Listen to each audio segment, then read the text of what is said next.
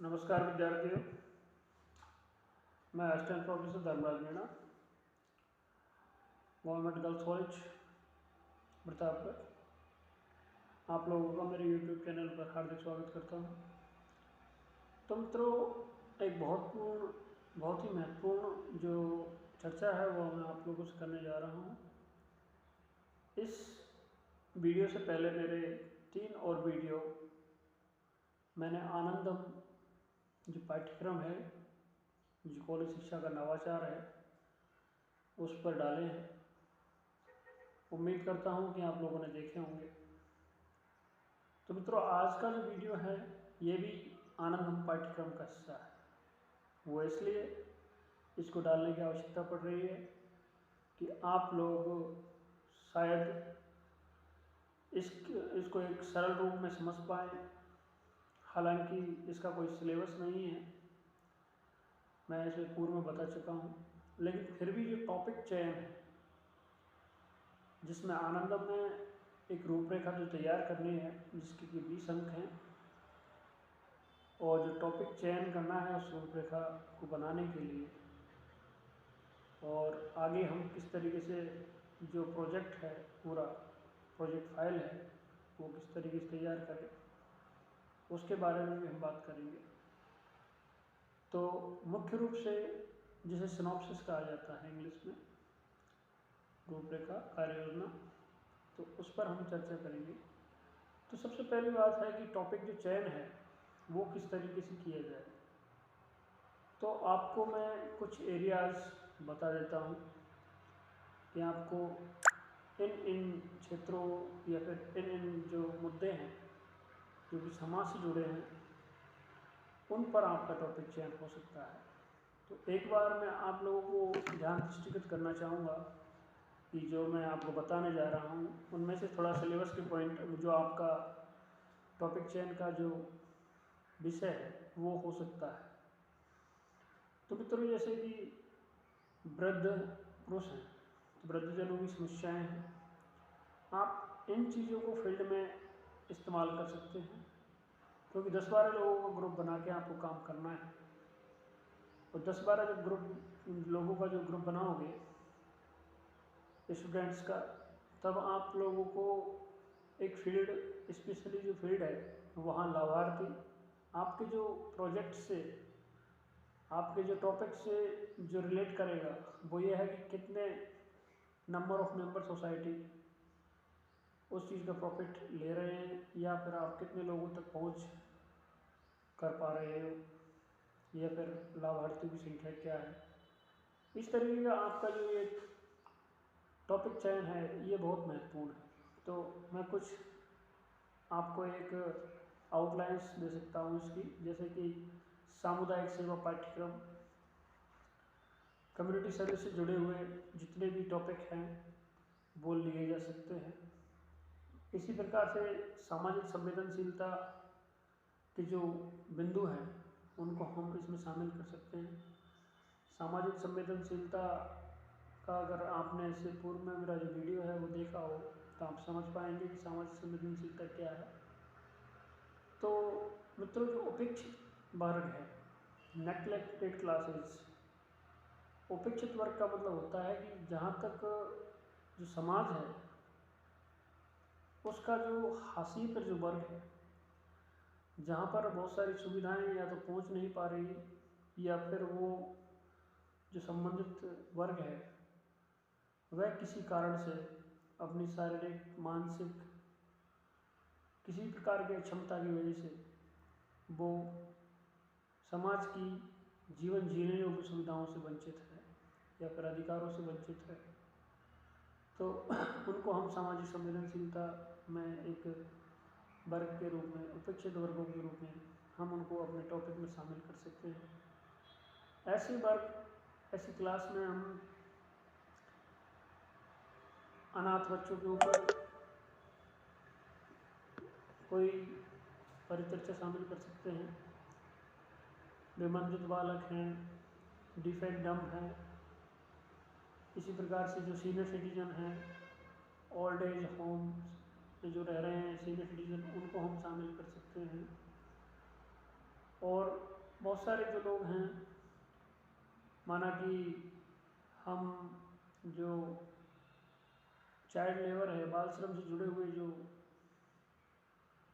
तथ्य हैं वो भी हम जुटा सकते हैं। ये सामाजिक संवेदनशीलता में ऐसी जो क्लासेज हैं वो इंक्लूड होंगी। इसके लिए आप एक बार मेरा और पुराना वीडियो है वो देखिए। इसी प्रकार से जो तकनीकी शिक्षा के प्रति भारतीय युवाओं का जो दृष्टिकोण है, अब वो टेक्निकल का जो इशू है, आपके आसपास आप कोई ऐसी टेक्निक से काम कर सकते हो कि तकनीकी से जिससे हमने जो ऊपर वर्णित जो क्लास हैं उनको कुछ फ़ायदा पहुंच सकता है, आप वो कर सकते हो। शिक्षा के लिए आप जैसे कि आपके गांव में या फिर आपने जो क्षेत्र लिया है उसमें प्रत्येक जो स्टूडेंट है अगर एक व्यक्ति को साक्षर करे या फिर 2 महिलाओं को चुने, तो आपके परिवारों में भी जो 12 बच्चों का एक ग्रुप है, तो 12 बच्चों का ग्रुप हम जब बनाएंगे तो अगर दो महिलाओं का भी चुनाव किया जाएगा, 2 अशिक्षित महिलाओं को हमें शिक्षित करना है चिन्हित करके, तो 12 दूनी 24, एक तरीके से 24 महिलाओं को आप शिक्षित कर पाओगे। ये न्यूनतम है, मैक्सिमम कितना भी हो सकता है। इसी प्रकार से आप कुपोषण को ले सकते हो कि भाई आपके जो एरिया है उसमें आप कुपोषण की समस्या को किस तरीके से देखते हो, क्या समाधान प्रस्तुत कर सकते हो। ये सारी गुड हैबिट्स हैं और हैप्पीनेस क्रिएटिंग एक्टिविटी है, मतलब वास्तव में इन जो एक्टिविटीज़ से आपको खुशी मिलेगी और जो संबंधित जो व्यक्ति या समूह है जिसके लिए आप काम कर रहे हो, डेफिनेटली वो भी अपने आप में अच्छा महसूस करेगा और यह आपका एक तरीके से मानवता के लिए किया हुआ कार्य होगा। तो ये सारी चीज़ों के लिए ये आनंदम प्रोग्राम है। इसी प्रकार से हम जो गांधीवादी जो मूल्य हैं उन पर भी कोई टॉपिक ले सकते हैं, कला संस्कृति का भी कोई टॉपिक ले सकते हैं, जो कि हिडन आर्ट्स हैं। बहुत सारे जो कला संस्कृतियाँ हैं, बहुत सारे जो डांसेज हैं लोकल एरियाज़ में, क्योंकि वो हैप्पीनेस क्रिएटिविटी का हिस्सा होते हैं और एक्चुअली में उन चीज़ों को ज़्यादा पब्लिश किया भी नहीं जाता है। तो आप ऐसे टॉपिक्स चुन सकते हैं जो लोकल एरिया से बिलोंग करते हों। आप उद्यानिकी, वृक्षारोपण, जल संरक्षण की तकनीक, इन पर भी अध्ययन कर सकते हैं, क्योंकि ये जो कार्य है ये सारे कार्य अपने आप में रिसर्च फील्ड के हैं, लेकिन आपको अच्छा एक मौका मिल रहा है कि आप इनकी प्रारंभिक रूपरेखा तय कर पा रहे हैं। तो इस तरीके के जो टॉपिक्स हैं आप ले सकते हैं। गैर सरकारी संगठनों का जो कार्य करने का तरीका है, किस फील्ड में काम कर रहे हैं, तो वो भी आप शामिल कर सकते हैं। इसी प्रकार से जो योग, ध्यान, शारीरिक व्यायाम, इनके बारे में भी आप इनसे पूर्व में चर्चा कर चुका हूँ। बहुत सारे टॉपिक्स मैंने ऑलरेडी पहले डिस्कस किए हैं। आज जो मैंने वीडियो बनाया है उसका ये कारण ये है कि बहुत से जो विद्यार्थी हैं वो इसके प्रति मुझे थोड़े से जागरूक नज़र नहीं आ रहे हैं, तो मैं उनको बता देना चाहता हूँ कि 100 नंबर का पाठ्यक्रम आपके लिए अनिवार्य है। आपको एक्टिविटी करनी पड़ेगी। अगर आपको मार्क्स चाहिए तो आपको इन्वॉल्व होना है, क्योंकि ये एक तरीके से आपके चरित्र निर्माण का और आपके सर्वांगीण व्यक्तित्व के विकास का इशू है। आपको ज़्यादा से ज़्यादा भागीदारी करनी चाहिए और आपको ऐसे पाठ्यक्रम का एक सक्रिय सदस्य होना चाहिए। वास्तव में Joy of giving, Joy of sharing and Joy of caring, ये सोसाइटी का मेन मोटो है और किसी भी सभ्य समाज के लिए ये आवश्यक है। तो मैं जो आप लोगों से जो बात कर रहा हूँ तो ये सारी चीज़ें हैं। इसी प्रकार से आप प्राथमिक चिकित्सा को लेकर भी टॉपिक बना सकते हैं। तो मैं आपको कुछ व्यक्तिगत और सामूहिक गतिविधियों के बारे में थोड़ा सा बता देना चाहता हूँ कि जो इसमें आप लोग थोड़ा समझ पाएँ उन चीज़ों को, ये स्पष्ट कर देना चाहता हूँ, आपके लिए भी आसान होगा।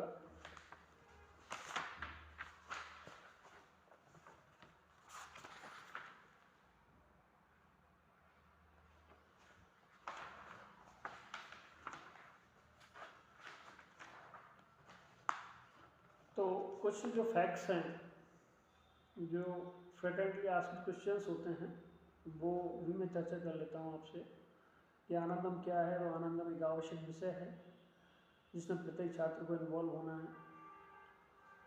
और अभी फिलहाल ये प्रीवियस और प्राप्त जो BA फर्स्ट ईयर के जो स्टूडेंट्स हैं उनके लिए कंपलसरी है, बाकी की क्लासों में धीरे धीरे संचालित होगा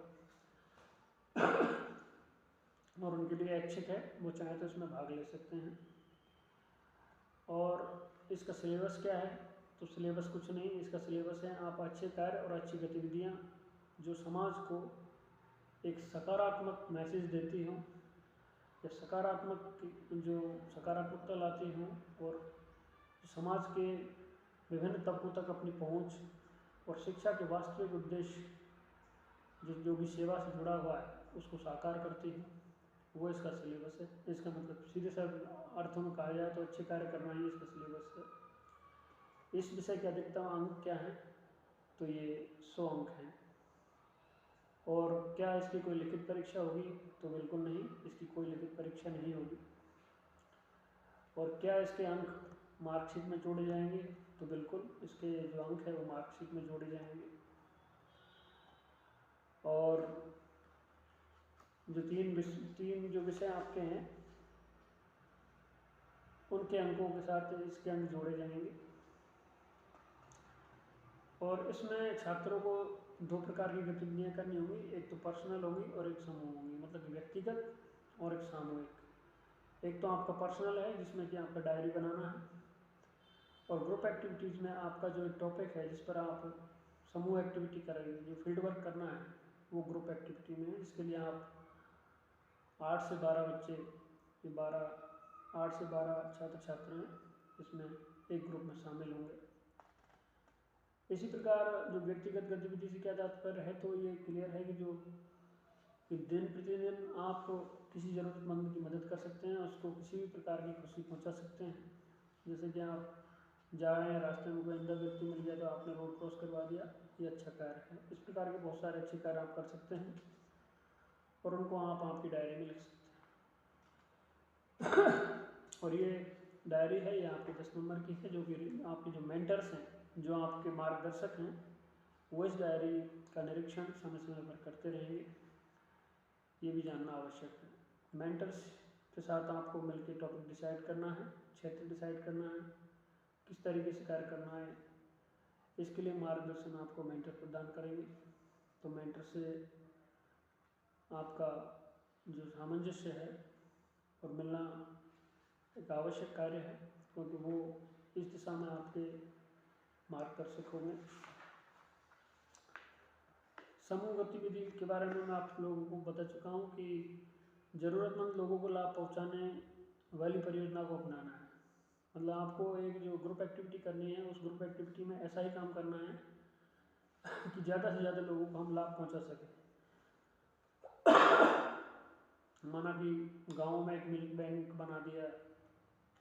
मिल्क बैंक बनाने का मतलब ये है कि आप 12 जो बच्चे हैं, कुपोषित बच्चों को टारगेट कर सकते हैं। जो बच्चे जिनके पास दूध सप्लाई या दूध या किसी प्रकार के पोषण सामग्री की कमी है, तो आप उनके लिए क्या कर सकते हैं, कैसे इसका समाधान हो सकता है। तो एक मिल्क बैंक भी आप इस्टेब्लिश कर सकते हैं अपने लेवल पर। जो भी है, आपको अच्छे कार्य करना मतलब इस कार्यक्रम का मकसद है, और ज़रूरतमंद लोगों तक आपकी पहुंच पहुंचाना ये आवश्यक है। एक छात्र समूह को कितने प्रोजेक्ट करने होंगे? तो सिर्फ एक छात्र समूह को एक प्रोजेक्ट को पूरा करना पड़ेगा।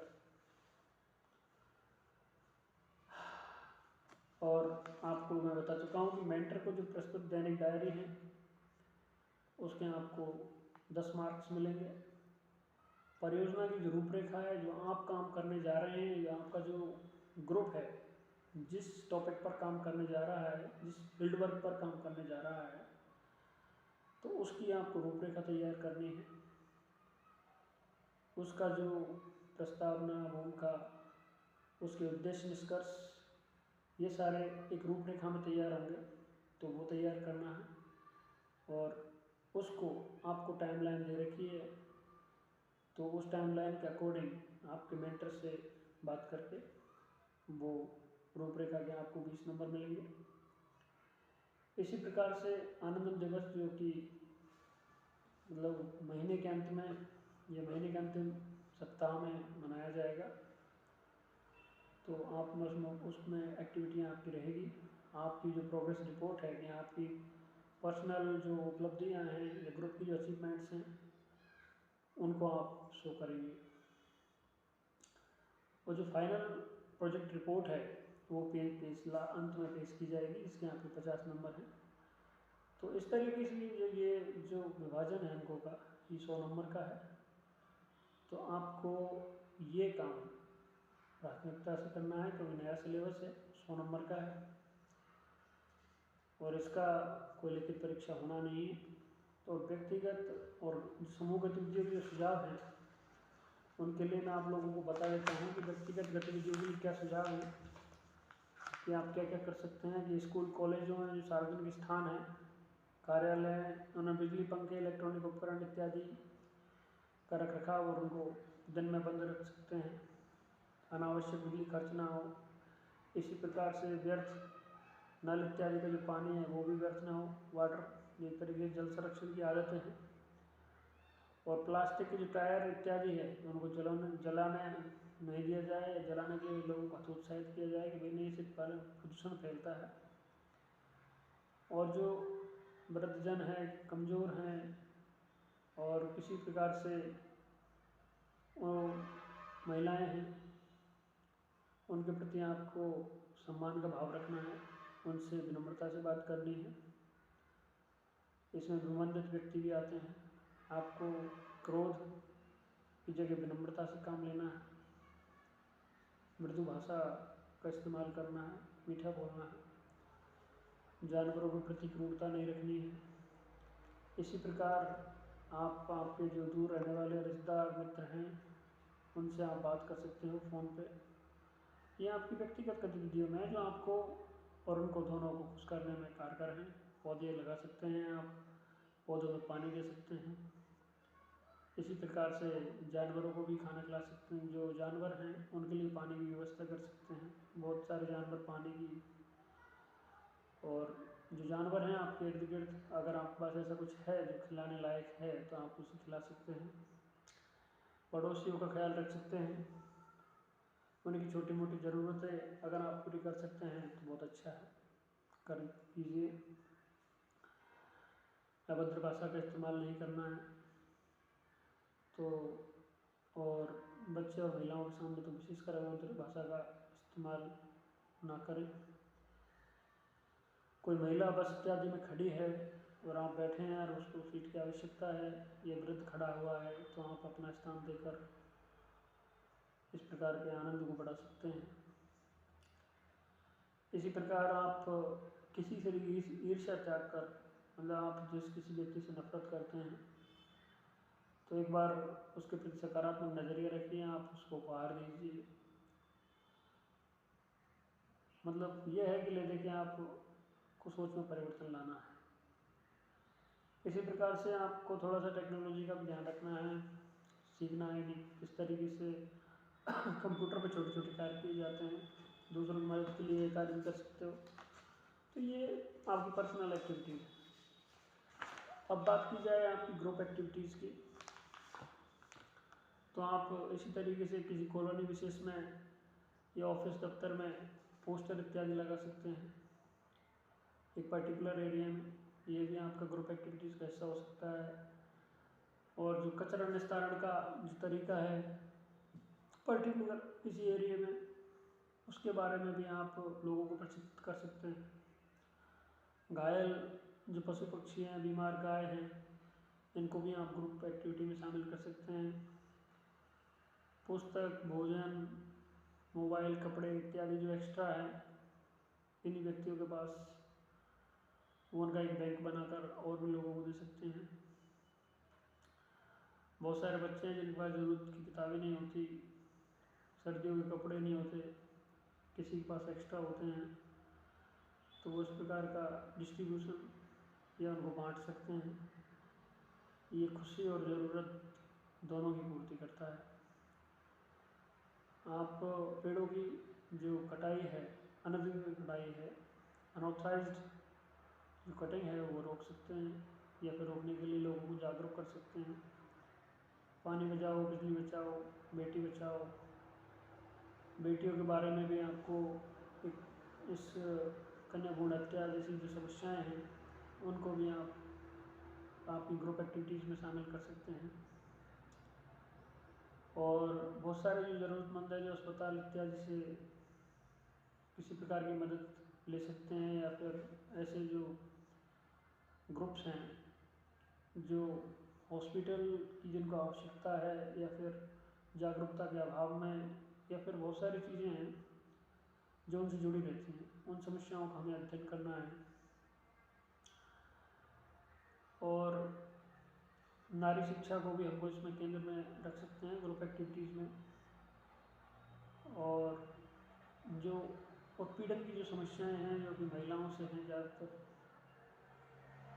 उन पर भी ध्यान या को उनको केंद्र में लाया जा सकता है। लेकिन आप लोग ज़्यादा से ज़्यादा ऐसा काम कीजिए जहाँ आपको उलझना ना पड़े और आप सीधे सीधे आपके टॉपिक को पूरा कर पाएँ, और वो टॉपिक अच्छा भी हो, जिसमें ज़्यादा अड़चनें ना हो। क्योंकि हार्ड सब्जेक्ट और हार्ड टॉपिक चुनना, इसमें बहुत सारी चीज़ें हैं जैसे जो कानून की जद में आती हैं, उन चीज़ों पर आप अपनी पहुंच नहीं बना पाएँ, ऐसा ज़रूरी भी नहीं। तो जैसे गांव में कोई योग केंद्र है या वहाँ योग केंद्र बनाया गया है, तो इस तरह की गतिविधियाँ आप कर सकते हैं। सार्वजनिक स्थान पर सार्वजनिक स्थानों की सफाई, बावड़ी, कुआँ, मंदिर, मस्जिद, दरगाह इत्यादि जो आसपास के जो क्षेत्र हैं उनमें आप किस प्रकार से रिएक्ट करते हो, वहाँ पर क्या आप कर सकते हो जिससे कि कुछ बेहतर औरों को भी लगे और आपको भी लगे। तो ये सारी चीज़ें आप कर सकते हो। वाटर हार्वेस्टिंग, जल संरक्षण के लिए भी आप काम कर सकते हो। बाकी आप स्वयं के सुझाव भी दे सकते हो। ये कुछ बिंदु थे जिन पर मैंने बात की। आगे हम बात करते रहेंगे, लेकिन आप बने रहिए हमारे साथ और अपने मेंटर से ज़रूर सुझाव लें, ज़रूर संपर्क करें, क्योंकि ये जो प्रोजेक्ट हैं और जो पाठ्यक्रम है इसमें आपके लिए मेंटर्स की भूमिका बहुत आवश्यक और अहम है। तो धन्यवाद मित्रों, बने रहिए मेरे साथ एसटीवी धर्मराज में। फिर मिलेंगे, नमस्कार।